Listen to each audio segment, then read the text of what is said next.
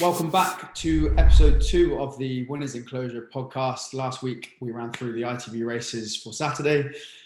Myself, I managed to pick out 2 winners.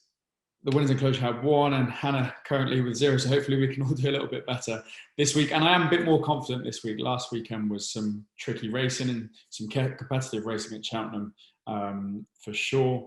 This week, we're looking at Wetherby, Ascot and Downborough with the return of some big names in racing like Surname and Paisley Park. So it's some exciting racing coming up, Hannah. Yes, it is. So we are going to be covering the card this week. As Frankie mentioned, Wetherby, Ascot and Downborough. Some very exciting races. So it'd be great to talk about those. But just quickly talking about what we had last week. So I think I had a bit of a case of seconditis last week. A couple I had were non-runners. I was really disappointed with Royal Patronage. Max Vegas surprised me, actually. In hindsight, that was the one I picked. And then I thought, I don't know if it will run so well. But it came second, so it surprised me. But yeah, how did it go for you, Frankie? Because obviously you were at Cheltenham. Yeah, Cheltenham, I didn't manage to pick a single winner. It was tricky racing. You had a few upsets with Tritonic being beat. Sammy Twiston rode a double on I Like to Move It, and they came into the Winners Enclosure playing I Like to Move It, which was a good crack. Thought he was going to bust out some dance moves at one point. The impressive winner for me was Luxembourg over 7 furlongs. And yeah, that was a very impressive winner. And then the other one, again, wasn't at Cheltenham. It was Illa. So annoyingly, considering I was at Cheltenham, but I did say it was tricky racing. It was a good day. But a couple of upsets. So hopefully, fingers crossed this week, some of the more obvious ones, or at least we can find some obvious ones. Exactly. Right then. So let's get stuck into it. So we're going to start at Wetherby. So the 120 Bet365 handicap chase. Now, the Winners Enclosure have gone for Tarapino. Now, the one I am going for, let me just get my sheet ready, is, now let me think if I'm saying this right. So Jerry Colt Rock, now that's trained by David Pipe. Now, looking at this, so it's won 3 of its 4 starts after having wind surgery. It seems to go well fresh.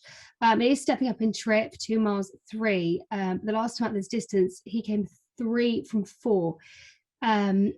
So I currently think he is the favourite. Obviously, bearing in mind we are recording this 2 days before the day. So, of course, the market will change. But I do think he'll go well. And that is my pick for the first race at Wetherby. Nice. I'm going to go with Temple Hills, another of Nigel Twiston's. Obviously had 2 at Cheltenham. Yard's in good form at the moment, and took a little bit of dip in form last year, but went well first time out a couple of weeks ago. It's gone well fresh in the past, and I think it can improve again off what are pretty fair weightings, in my opinion. So, although a disappointing back end of last year, probably hence the price being a little bit bigger, has come out last time out pretty well. Yard's in form, and I think it'll go well at 11 to 1. So moving on to the 155, the Bet365 Mares Hurdle, the Winning Enclosure going for Molly Ollie's Wishes. Now I'm agreeing with this one. My pick is Molly Ollie Wishes, the dream team, which is the Skeltons. So she placed at this distance before. Last time out, she placed 3rd at Fontwell at 2 mile 3, and prior to this, won her last 3 races.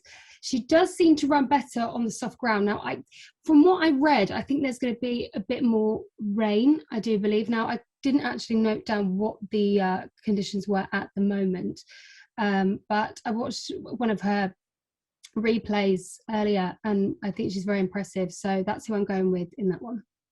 Full house. I'm in the same camp. Molly Ollie's Wishes. They have got the going as good at the moment, but fingers crossed it does soften up a little bit. As like I said, best work has been done on softer, heavy ground, but ran some high ratings. Looks an impressive horse, and I just don't think that Miranda, the favourite, is strong enough.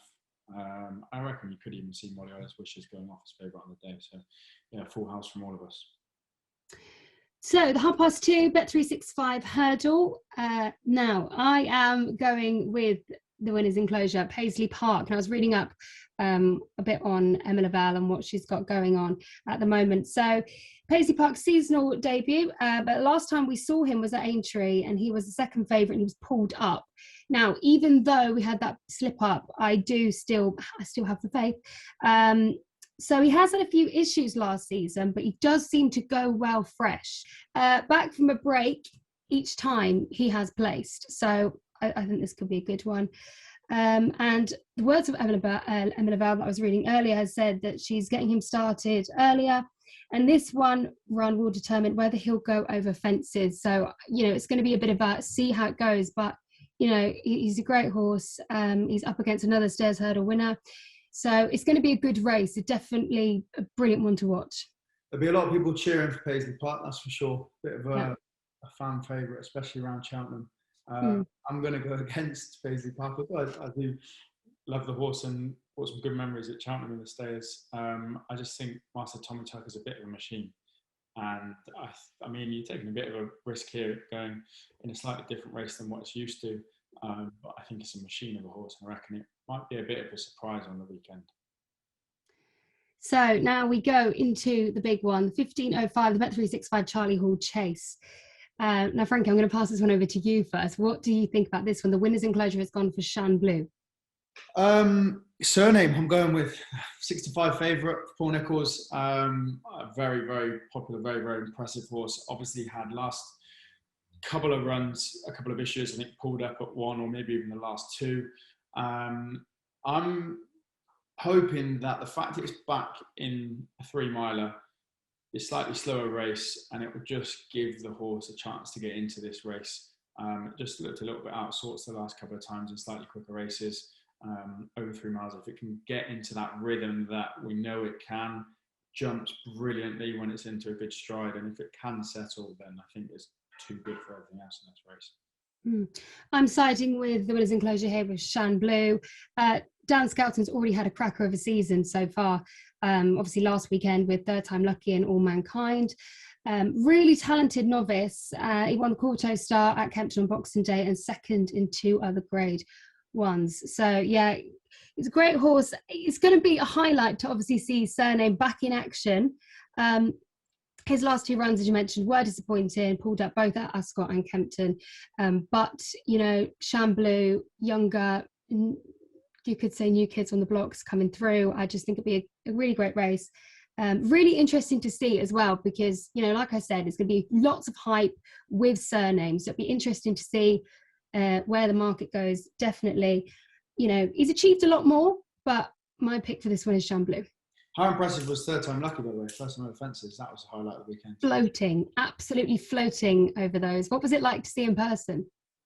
Impressive, and luckily I talked it up as going to be impressive chasing before, so I was happy with myself. It's one of those kind of waiting for the first fence. You're like, come on, and then it just pinged it. You're like, yes.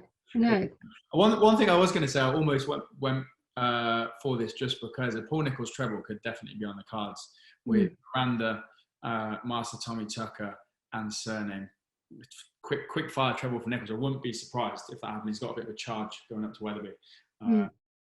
So obviously I haven't taken them all, but 2 Master Tucker and Surname. The other would be just to go with the obvious Miranda to make it a treble. But I'll stick with what I've got. Paul Nicholls had a winner yesterday, actually, at Taunton, which is nice to see. Okay, so then the last one from Wetherby is the 1540 Bet365 handicap hurdle. The Winners Enclosure have gone for. Now, I'm going to be honest, the way I've written that, I can't actually see what it says. Have you put that down, Frankie? The Winners Enclosure have gone for Mackenberg. Yeah, see, I don't know about my handwriting there. So this one, I am actually going for Rattle Owl. Now, when I was looking at the market earlier, he's not up there. He's quite a big price, but he's out of Cave Tara, obviously, as we know, is a leading national hunt sire. Last time out, won at Sedgefield for Oakley Brown at 9-2, and that was on good ground. So obviously the ground conditions, I think, like as you said, didn't you? It was good ground at the moment. I think I read there'll be a bit more rain. I think they've watered it as well, actually. So I don't know what will happen there, but obviously that depends. He's won 2 from his 6 starts, both with Oakley Brown, and I believe that he'll be riding him again on Saturday. And he's won twice at this distance before. So this is what I'm actually going to keep an eye on the market because, like I said, I was having a look and I do quite fancy this one. So that's Ratlow, and that's my pick for the 340. Oh, I've gone with the Winners Enclosure. I reckon this is a strong bet. If I had to I had to put down a nap, this would be it for the whole weekend, I think. It went off hot favourite in a Class 3. It went pretty well in Grade 2 company, and now it won a Class 4 last time. I was just kind of gone. Grade 1 went well enough. Grade 3 hot favourite. Grade 4 won that. Also Class 4, and in a Class 4 on Saturday at pretty fair weights. I think it's deserving favourite. I reckon 5 to 1 as well. You can play that each way, and I can't see outside the placing. Okay, so now, Frank, we can hand it over to you because we're going to move on to Ascot now. Ascot, what have we got first? We are starting with the 135 underwriting Chase and the Winners Enclosure and myself. Let me just check. Yeah, both gone for Naslam. 5 to 1. Coming in for its Chase debut, Jamie Moore on board. I just think the pairing of it being a decent hurdler and then getting in off, I think, quite a handy weight of 10 stone 12. I don't know if it's, I think it might be lightest in the race. Yeah, joint lightest in the race. So it's only carrying 10 12 and was a decent hurdler. I think that's, I'd say it's good value at 5 to 1. Obviously, it hasn't been chasing before, so it's you don't quite know, but definitely links in with the chance of it jumps well. I'm going for, in the colours of the Lake Tremor Herrings, I'm going for Sam Barton. Again, another Emma Lavelle trained horse, ran nicely at Doncaster back in January, where he was the second favourite, and the same distance over 2 mile 3 on soft ground. Now, he's only had 1 win out of his 5 starts, but he's a very smart horse and he likes his jumping, so I think he'll go well on Saturday. Days. Next up is Class 1 handicap listed race, the London Handicap Hurdle, and I reckon this is a tricky race. It's one of those. Soaring Glory obviously ran in the Supreme. Everything got demolished, but I appreciate it, but that is a freak of a horse. And the thing that maybe makes me want to side with Soaring Glory was if you had Ballyadam in this race, I think it would be nearly even money favourite, and the Soaring Glory was only a couple of lengths behind it, but I just can't have it. I don't think it's good enough. So my pick is going to be Boot Hill. It's far less unexposed. It's gone, won well in the bumper, won well in the next race off a very short price. I don't quite know what it's going to be like, but I just don't think Soaring Glory is good enough to select that over Boot Hill. So my selection is Boot Hill. The Winners Enclosure have gone also with Boot Hill at around 4 to 1, 7 to 2. So I'm going for Soaring Glory, which I do believe, I think that is the favourite at the moment. So like you said, won the Betfair Hurdle last season and finished strongly. He'll be ridden by Tom Scudamore this time because I think John Jr. has got an injury. So a bit of a shake up there. We'll see how the pair go together. But like you said, you're going with Boot Hill and that's who we'll be taking on. I think it'll be a very exciting race. But yeah, that's who I'm going for in the 210. Yeah, good race short. I love these short hurdle races. Good to watch. The next one's quite a tricky one. Handicap Chase, Class 1 lists, and the market is, there's not much difference at the top. You have got a favourite at 3s, but most of them are hanging around kind of 4, 5, 6 to 1. The Winners Enclosure have gone with Sully Dock AA. At 6 to 1. I am going to take a chance on top weight, 1 for Rosie. Ran in some very competitive hurdle races with the likes of Angel's Breath and Brewing Up a Storm. And then since going chasing, it has done absolutely nothing wrong. The only question is, can it get away with being top weight? I think it's best horse in the race. As I said, very good hurdler. Done nothing wrong chasing, it's just carrying a fair bit of weight. So in this one, I'm going with Amula Gold. Last time out was beaten heavily at Cheltenham. He started last season strongly, winning at Wetherby on October 14th and Ascot on the 31st last year. So I think he can do it again. His 2 rounds after this, he came second. So, we're starting the season fresh again. I think he will go well. Yeah, that's who I'm going for in that one. Amula Gold. Mm-hmm. Bridget Andrews, nice. Right, 320. We have got the Gold Cup Handicap Chase, 2 mile 7. And again, another very competitive race. These handicaps at Ascot, I think, are tricky races to call a winner in for sure. Be good racing, but it's hard to select one.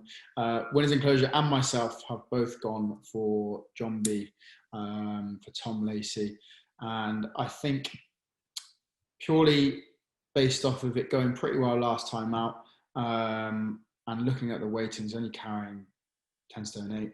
I think it does have a fair chance. I mean, last time out was its first time over a longer trip, and it comes second, only by a couple of lengths to Happy Go Lucky, which is a very good horse. So hoping it kicks on from that and should perform similarly again. I think it's got a good chance in this. Yep, I'm going with the same. So with yourself and Winners Enclosure, last time out did well. Came second to Happy Go Lucky. Prior to that, it fell at Wetherby, but I think the last trip did it good, and I think it's only going to go well again. So yeah, I'm going with both of you there for the 15-20. Full house. Hopefully that's not a curse. Well, whatever we tipped up last week, we all agreed on it. Last one, and a good one to finish at Downwell. 250 Grade 1 3-miler Gold Cup winner in there, Manila Indo. Throwed on absolute fan favourite. Galvin, very impressive. Last year, a winner at Cheltenham as well. Down to Work, Ravenhill. It's a very, very good race. Shame there's not a few more running in there, but I mean, the top 3 or top 4 in the betting are all exciting horses. The Winners Enclosure have gone with Manila Indo. I mean, an obvious selection. Henry de Bromhead, Rachel Blackmore, Gold Cup winning horse, absolute machine. As far as stayers go, you don't really get better. I'm going to take it on with Galvin.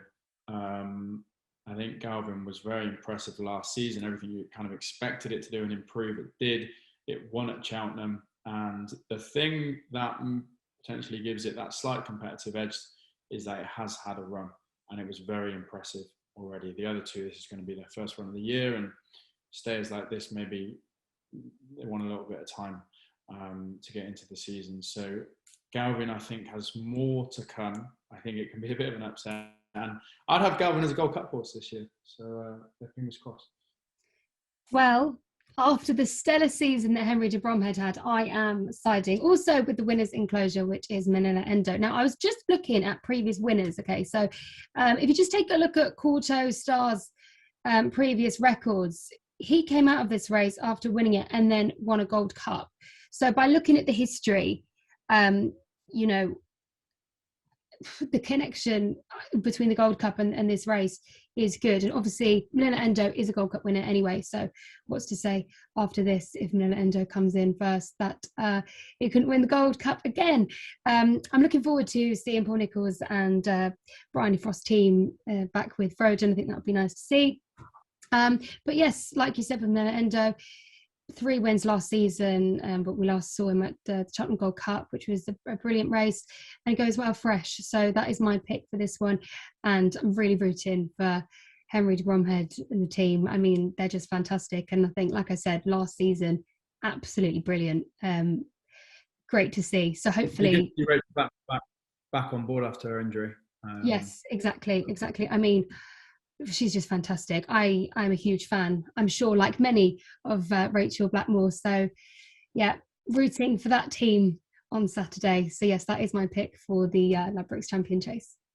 And that's the locks. 10 races in total. We've covered there all of the ITV races, Wetherby, Ascot, Downwell. The couple that we all agreed on were John B at Ascot and one other, Molly Ollie's Wishes at Wetherby. We're looking out for them. Some great racing. Paisley Park back, Surname's back, Manila Indo, exciting ones in there. So real good weekend's racing. I'm looking forward to it. It'll be a brilliant day because there's so much to see and so much to look forward to as well. So now we're well into the jump season. It's brilliant. Sorry. So hopefully, I said I'm at Wetherby, so hopefully, unlike Cheltenham last week, I actually pick some winners. It might be a luck thing if you only don't pick any winners. But no, I'm sure that would be brilliant. But like I said, being back at Taunton yesterday, well, not being back, I hadn't been there before, but being back to the jumps, it was absolutely brilliant. And seeing some absolute stars come out again is going to be fantastic. And I think everyone's getting stuck into the season, and there's so much to look forward to. So it's going to be a good day on Saturday. Plenty to watch, plenty to see. Envious of you at Wetherby, you can have a brilliant time. So for you guys that are listening / watching, we will see you all again next Saturday for more. But good luck on all your bets, and we'll see you all soon.